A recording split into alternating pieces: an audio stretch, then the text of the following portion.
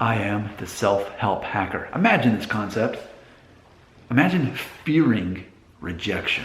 Fearing rejection. What Nick Shell, the self-help hacker, says about fearing rejection. Ultimately, what are you doing? You're fearing success. You're fearing success. Because ultimately, life is all about risks. So you have to take risks based on the knowledge that you have now, which is why I am amping you up. I'm giving you whey supplement protein shakes daily. I'm giving you like 3 of these a day. Okay, take advantage of them because I'm giving you more wisdom than you would normally have at your age. I'm here to help you out. So as it says on here, fearing rejection is fearing success. So the way it works is life is all about making decisions, choices, being decisive, and ultimately taking risks. Those risks can lead to failure or success. And you can't know. You can make educated guesses, but you can never know for sure. Sometimes something that totally makes sense ends up failing. Or sometimes when you think, okay, this will never work, it totally succeeds.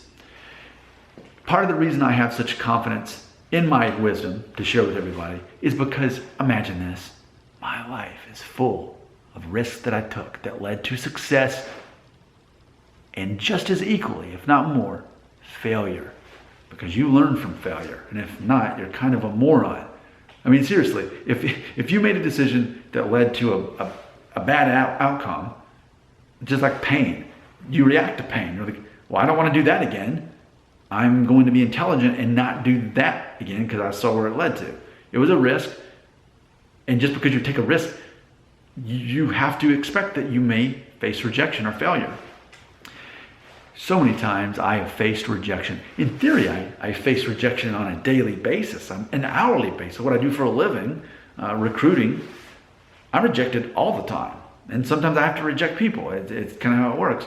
But imagine if I couldn't handle rejection. Man, did I just accidentally put another video in that little mini series inside the series about how the fear of rejection makes you weak? Because I have one like I talk about how the need for I thank you, the need for someone to apologize makes you weak. I think this is kind of by default in that same category. Now that I think about it, let me see. Fearing rejection is fearing success. I like that title too. I'll see how I end up titling it. But I want to go back to that. Fearing rejection is fearing success. Because ultimately, and it's like Super Mario on regular NES, you hit the question mark, you don't know what's in there. Now granted, on the original, I don't really think there was anything bad in there. There was always something good, but it might have just been a coin, or it could have been a power-up. But imagine in real life, you're Mario, you hit the question mark, and it could be success or failure, it could be rejection, or it could be acceptance.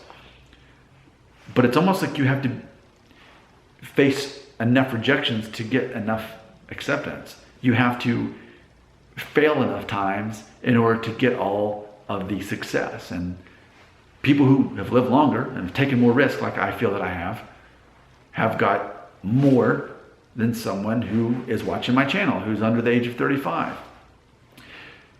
Ultimately, think about how you're holding yourself back if you're fearing rejection or fearing failure. Because you're going to face rejection and failure anyway. That's the thing about it. So if you don't take risks, it's that much harder to be accepted. And it's like a video I made before, how so many people, they have a confidence crutch. The reason they think that people don't like them and they don't take risks because of that, they don't fit into society because they won't insert themselves into society and realize it's not about you, it's about them, about building them up and helping them with their own life and being there for them and focusing more on them than you focus on yourself, which in turn makes them like you more anyway, and then you ironically get what you really wanted to begin with. But I've faced a lot of rejection in my life, but I was okay with it because I realized it's not personal necessarily, or maybe it's just I haven't had enough character growth to be the thing that person needed from me at that time, and that's okay. Now, with more life experience, I'm able to help and be supportive to people that I couldn't be before. I didn't have the life experience and skills that I did 10 years ago. Now, I totally can help them. But when you have less life experience and less skill set and less confidence in yourself, knowing that what's confidence? Is it real? Is it fake? No one knows the difference between real confidence and fake confidence. It's the same thing as if people believe it, it's real. So that's really how simple it is. The moment, it's a matter of, yes, you have to always be on guard, but you also have to let your guard down enough to think, this may not work. But the less I fail, the less I succeed. The less I'm rejected, the less I'm accepted. You are in control more than you realize. Your comments belong right here.